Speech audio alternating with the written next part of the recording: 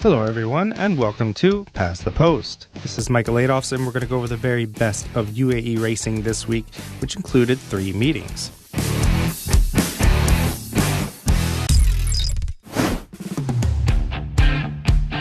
The first of which was over at Meydan, which had its 6th carnival meeting, including 8 fixtures and the first of 2025. First race of the card was a handicap for 85 to 105 rated 4-year-olds and up thoroughbreds on the turf worth 300,000 dirhams, and over this 10 furlong distance it looked a wide open affair.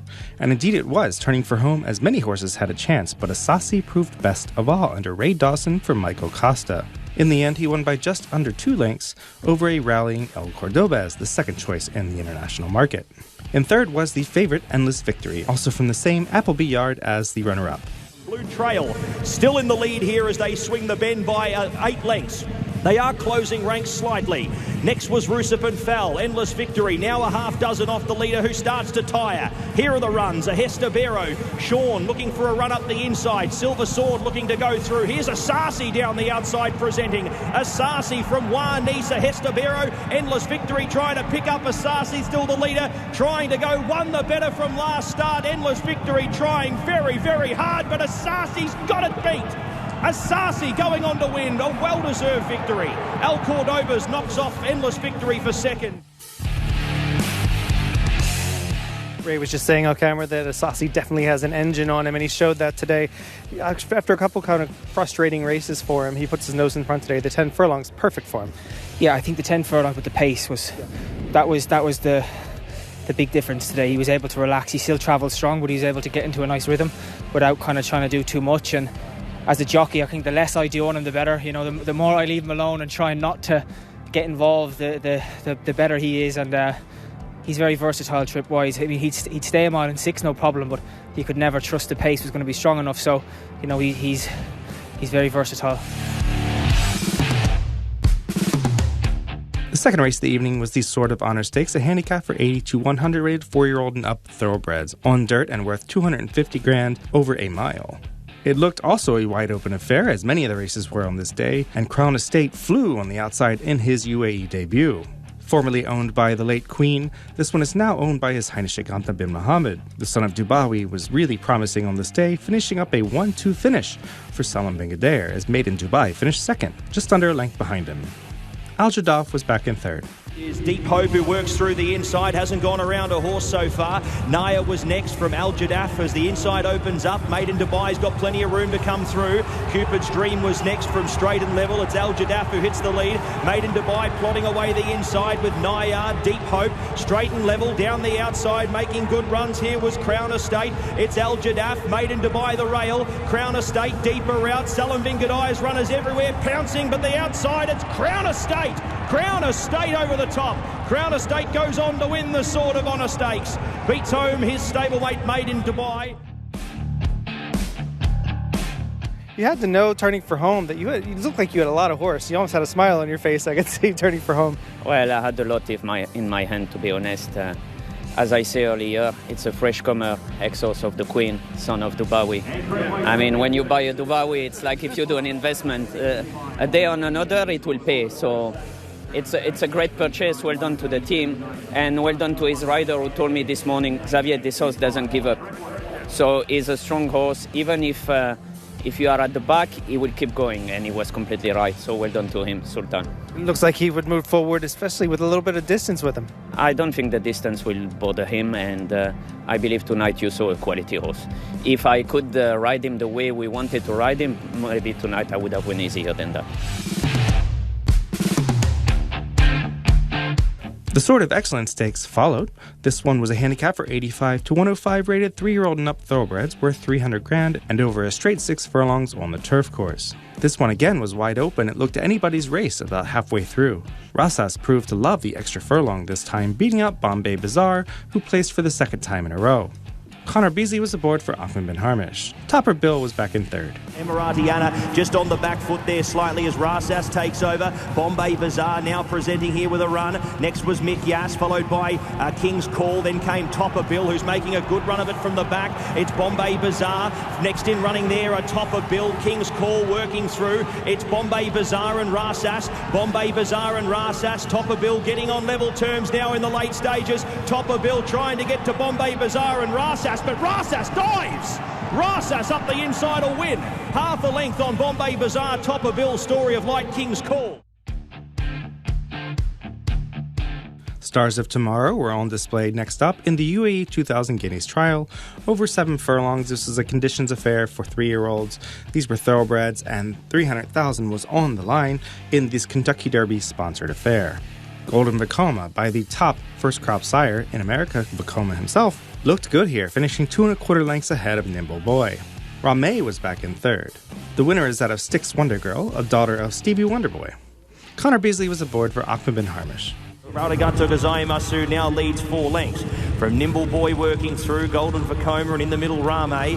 Awab starts to get warm deeper out from next running Arabian Story, Nadawi, and Arlen was next. It'll be about your race there as Radagato Gazai Masu gets passed now by Golden Vacoma. Out after them as well was Awab, then came Nimble Boy working off them from Rameh, who's a little wayward in the straight. Golden Vacoma though sets sail for home. 250 metres left to go in the UAE 2000 Guineas Trial. Nimble Boy starts to make good ground here. Golden Vacoma still with a break of 2.5 lengths. Lightning strikes twice once again. Ahmed bin Harmish, Connor Beasley. Golden Vacoma, too good in the trial. 2.5 lengths on Nimble Boy. Rameh holds on for third. They have absolutely lined up for fourth. Listen, obviously we've always had him in highly regard. He's been up there, up the top in the pecking order at home. He's been doing everything right. And he came here, ran over the mile first time out, and he was just drawn a little bit lower than ideal, as in he got the kick back. Not that he didn't face it, but he's a big horse, and it was just a little, he wasn't really always in a rhythm. So today dropped him back to 1400, which, you know, was a bit of a question mark, but at the same time when the draws came out and I was drawn widest of all, I was delighted, to be honest, because I knew from my gate I could get him into a rhythm from the get-go, and to be fair, he's done it there, you know, in good style. You know, we've had to just, it's a bit messy coming round out of the back stretch, but that was unfortunate. And but I just like these his attitude up the lane, because, you know, he had to switch leads, and, you know, he was there all alone. It's a little bit daunting for only the second time out, but I think, you know, he's going to learn from tonight again and go on to bigger and better things. Technically, the feature of the evening was the Group 2 Zabeel Mile, over a mile on the grass. Many people thought Ottoman Fleet would be very tough to beat here, considering his past class form. But he did not run to form, finishing a lackluster 4th. Poker Face, Holloway Boy, and Noble Dynasty put on a display in front of him, finishing 1, 2, 3 in a blanket finish. Poker Face was ridden by Pat Dobbs for Simon and Ed Crisford. They swing the bend, and the early clocks come up 15:03, 12:34, 12:30. So going at a leisurely tempo up in front, Noble Dynasty probably has something to offer at the end. They're out clear by a length and a half here from Cairo. Ottoman Fleet. Deeper out on the course was Royal Dubai, starting to sool up 3D. From Poker Face, Holloway Boy, then came Delaley, Tamburrata. Sandonato's going to have to come past all of them, as he likes to do, but needs the runs. As he comes past the 500-metre mark, it's Noble Dynasty, who's eyeballed now by Ottoman Fleet on the outside. Royal Dubai, Cairo. Sandonato looking for an inside passage, working through there with Poker Face. Holloway Boy down the outside as Noble Dynasty finds a little bit more here, a length and a half in advance of Holloway Boy, who now starts to present on the outside. Poker Face is out and out after them. It's up in front, Noble Dynasty, Holloway Boy, Poker Face diving through. Holloway Boy, maybe. Leave it out of it. It's a nose either way. Holloway Boy and Poker Face, not much in it. Gainsborough is on the board again here this carnival, and obviously the Crisfords have always been thinking really highly of Poker Face, but obviously he showed up today. Yeah, no, look, he's been training really well. He won the listed race at Kempton in early December. We wanted to have him, give him that run in a view to bring him out here. He arrived here in super form. He's loved being here. He's trained really, really well. And I thought, it was... Well done, Sheeran. Well done, well done. And I thought, Pat gave him a really nice ride, just took a sit. And, the gaps opened and he produced a good effort. The second group affair of the evening was the Group 3 Dubawi Stakes, one of the top sprints in the country on the season. Tuz defended his title with style in this one, winning by nearly 5 lengths over Color Up. Challenged for the lead early, he dismissed his foe and looked like a proper horse once again and one of the fastest in the world. Strobe rallied to be third. Ty Gaucher was aboard for Bhupat Seymour. Desperate Hero going very, very fast, but as they get to the back turn here, Tuz is going to bury up underneath as well to keep him out into the running line. Eastern World was third. Fourth was Rari, Colour Up, and then came Strobe as they start to make their way down the side of the course. 13.38, 10.39. He's been pestered on the outside here, Desperate Hero, but I think he's burnt himself out as a result here. Tuz travelling very well the inside. Tuz retakes the lead here as they come down the straight from Colour Up, who's ambling up very, very well here. Tuz from Colour Up. Tuz is going to have to be brave here. Colour Up's out for a run. Tuz from Colour Up. Colour Up trying ever so hard, but Tuz has got a break of 3 lengths here. Colour Up burning away from the rest of them. These two have broken away, but it's back-to-back Dubawi Stakes for Tuz, the king of the dirt. Tuz by 5. Colour Up very, very brave in second. Strobe will run over for third. Another exceptional performance from Tuz, one of the world's fastest horses, a defending Shaheen winner, defending Dubawi winner today. Obviously, Bhupat, this is a horse that going into today, you were, all eyes on you. There's a little bit of pressure there in a race that you should win. Had to get a little interesting for you there when he didn't make the lead. What were you thinking? Well, we looked at all the horses' forms this morning. We thought that this horse would probably take him on early. But then look, this horse, he stays a mile. He's running good Godolphin miles. He's won mile races all the time. So if they take him on, the stamina will kick in and he'll keep going. So he did it impressive. I mean, they took him on early. They went very fast fractions, a good time. And then he kicked on again, carried a penalty. Colour Up ran a very good race, but, everything worked out for him. He sat at the back and, they did the dog work in the front. And, he ran a good race, but he pulled away again.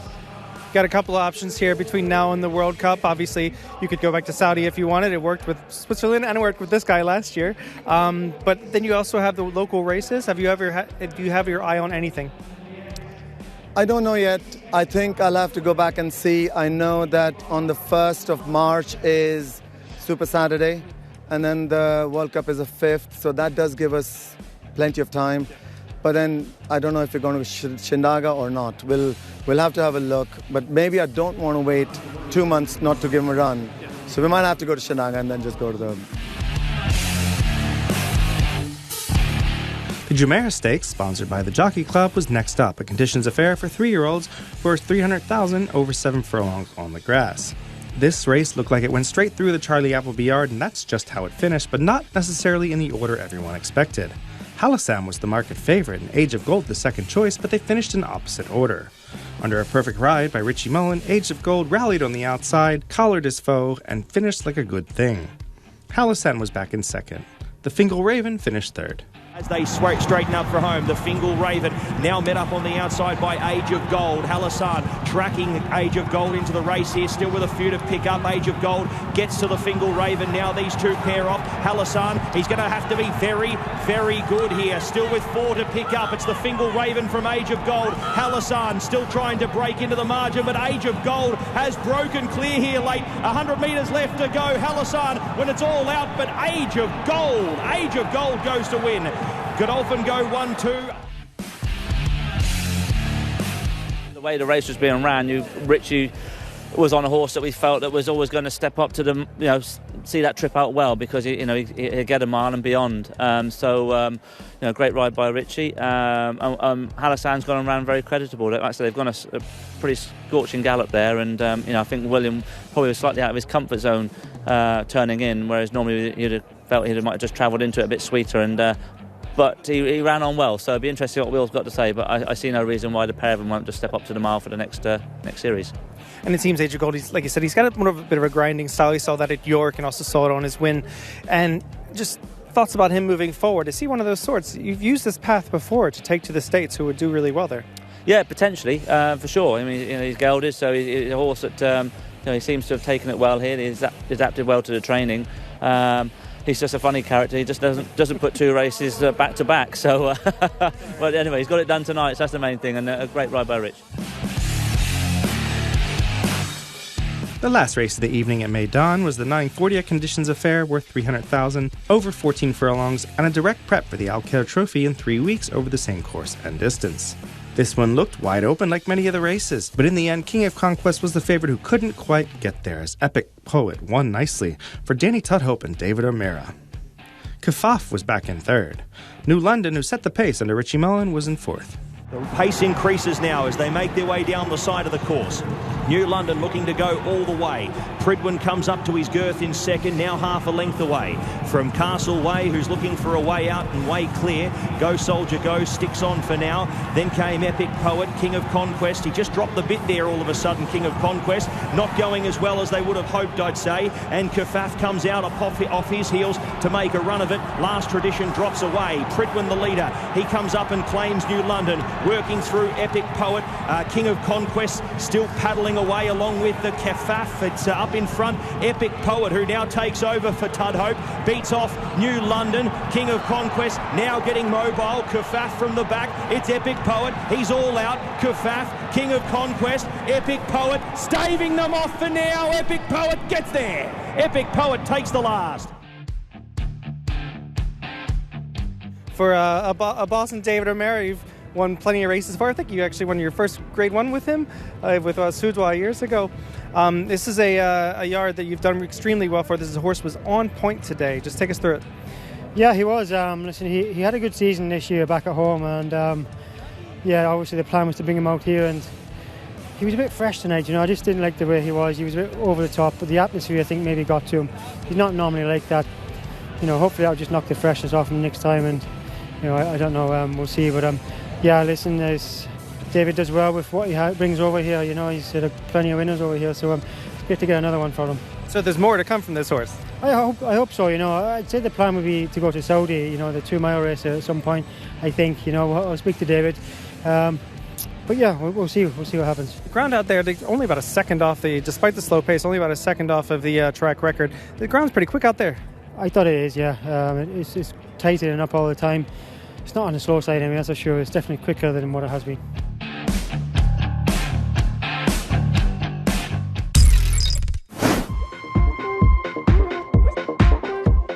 We now head to Jebel Ali on Saturday, where we had just one race, and the rest of the races were run on Monday. We'll get to those in just a minute, but the race that was run before the track was deemed unfit to be run upon was a purebred Arabian affair worth $50,000 over a straight 6 furlongs.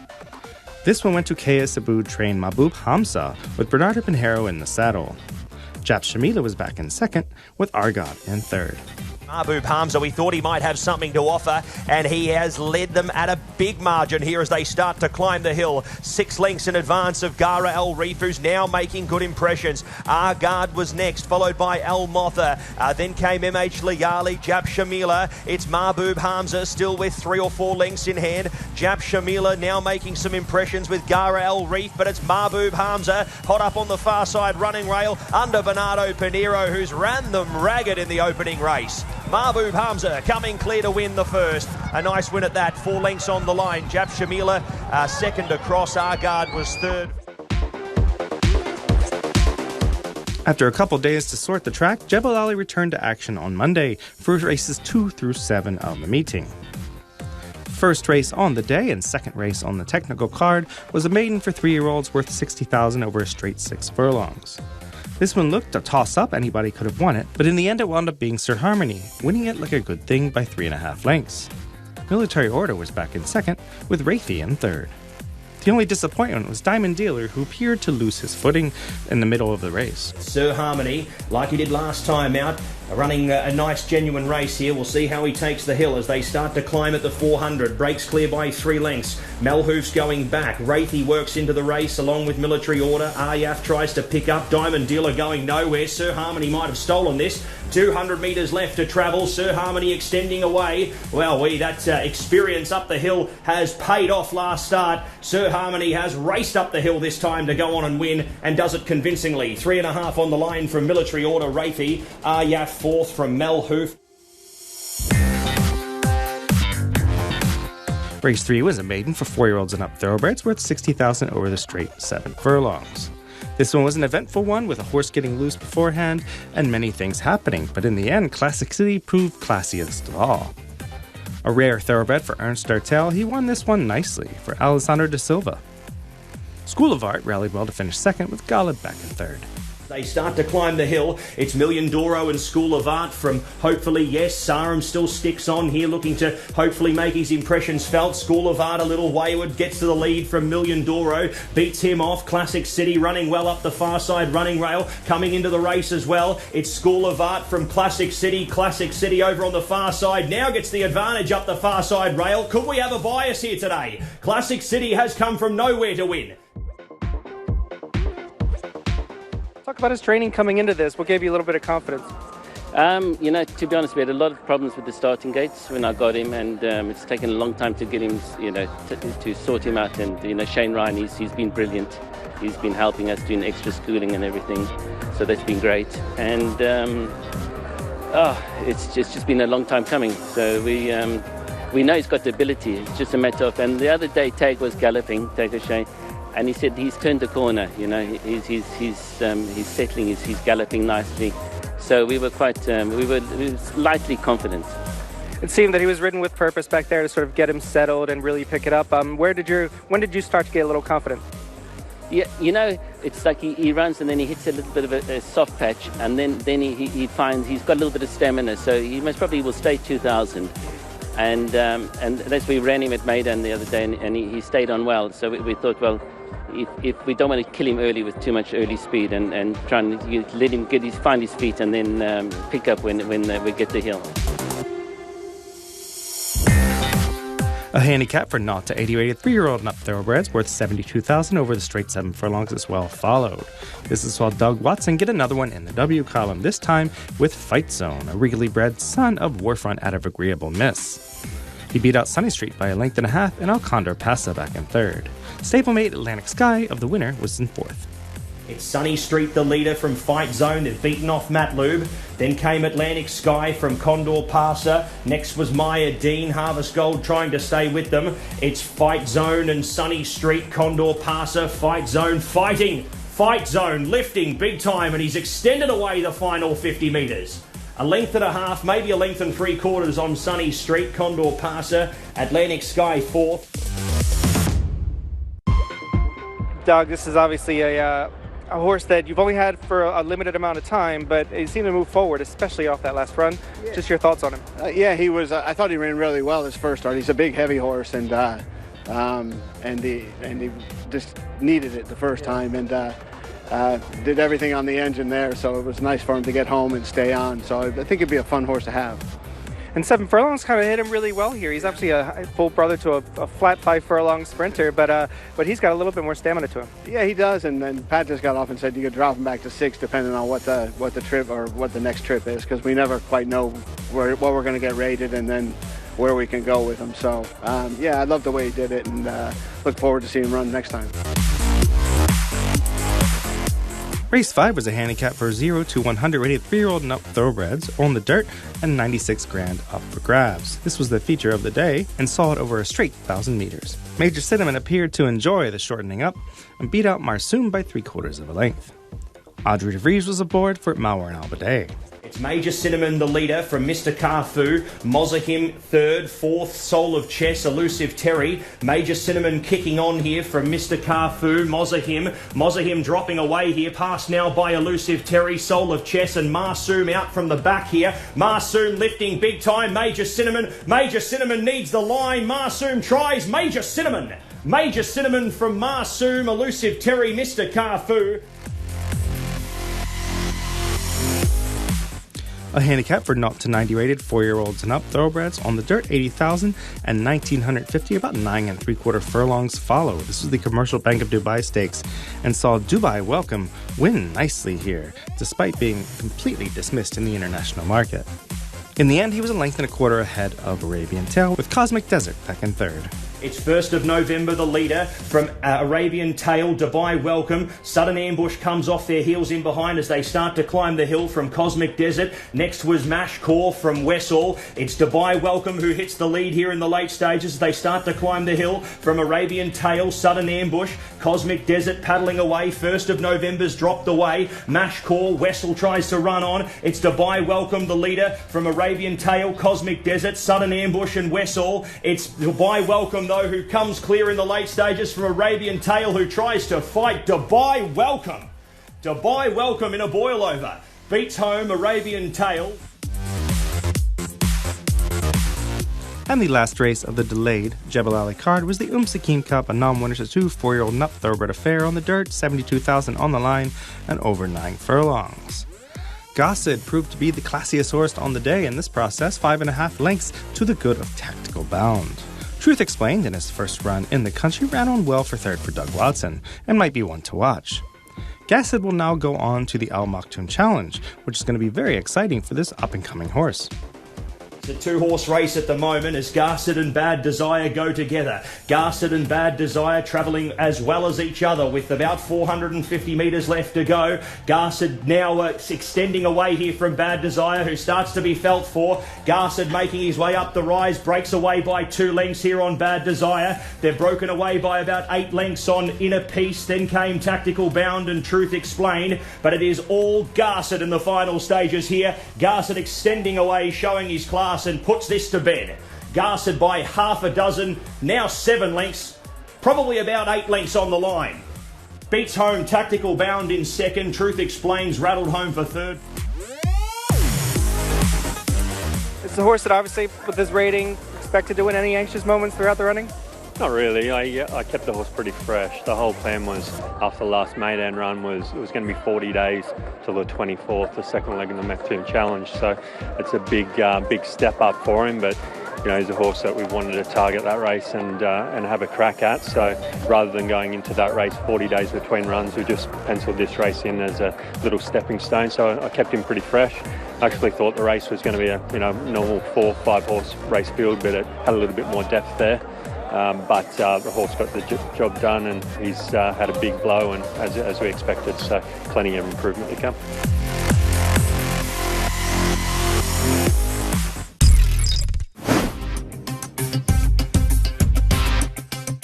And lastly, we head forward, yet somehow back in time, to Sharjah on the 5th of January for 6 races, including the featured His Highness Sheikh Hamdan bin Rashid Al Maktoum Cup, which went as race 5. But let's kick things off with race 1, a 0 to 65 rated 4-year-old nut purebred Arabian UAE bred race worth 40,000. This one gave Richie Mullen a second win of the week, this time with AF Munifa.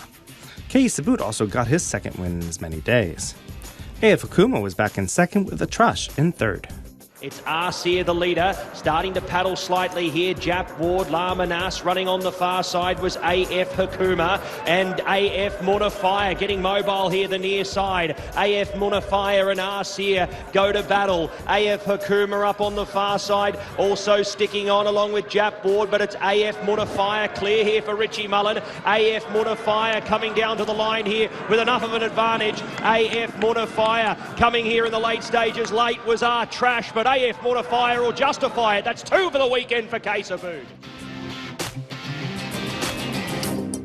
A maiden for 4-year-old nut UAE bred purebred Arabians was up next. This one over 8.5 furlongs or 1,700 meters.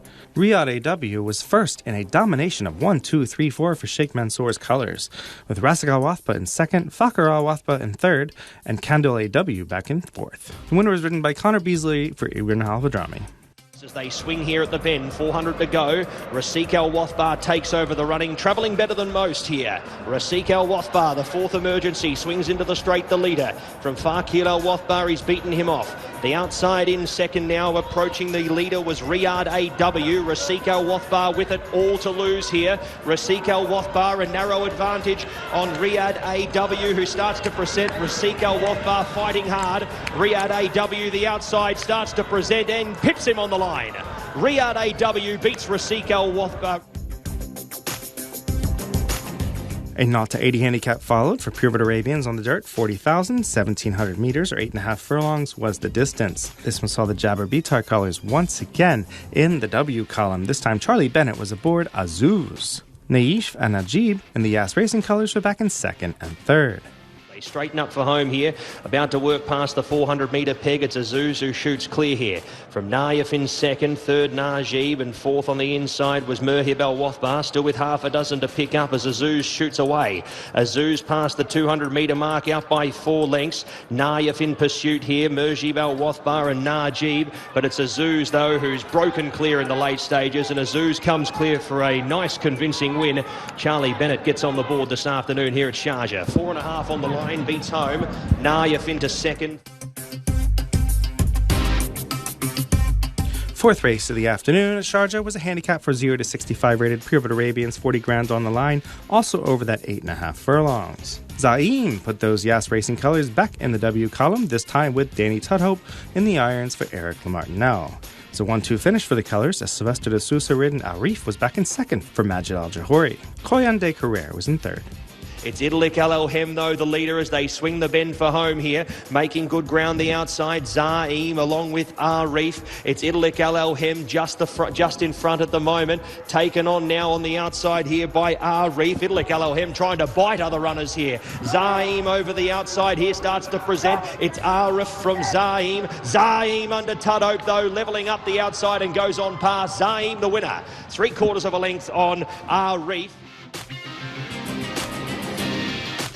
The big race of the day was a conditions affair for thoroughbreds, 200 grand on the line, the His Highness Sheikh Hamdan bin Rashid Al Maktoum Cup, presented by Longines. This one was wide open for the thoroughbreds and looked like one that could be won by anyone. When the great collection came flying, but it was too little too late, because Street Mood got there first. Danny Tudhope was aboard for Musalba Al Mahari.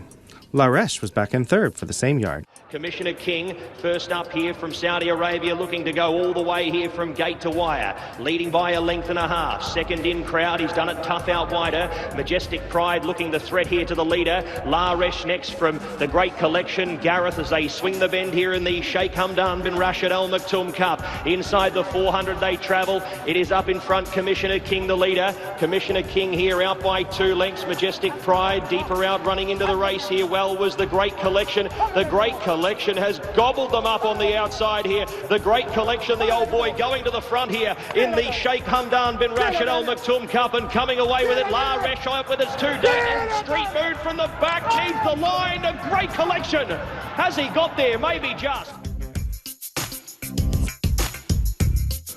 A 0 to 70 rated handicap ended the day at Sharjah.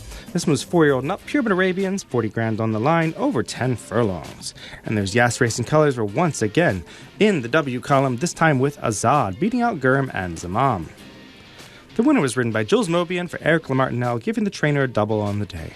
Taking over the running, Azad comes into the straight and claims Zamam here. It's Azad from Zamam. Gurm third. Fourth was AF Al-Zahi. Mutamasik next from Manar and Shuja. Down the straight they travel. Zamam still giving a kick on the inside, but it's still Azad just narrowly. Azad now finding a little bit more. Gurm is the threat. It is Azad from Gurm. Azad, though, coming away for it too for Lamartinelle for the afternoon. And Azad goes on to win by 2.5 lengths. Gurm third, fourth over was Zamam, and fifth goes to Mutamasik, who got going there in the final 300.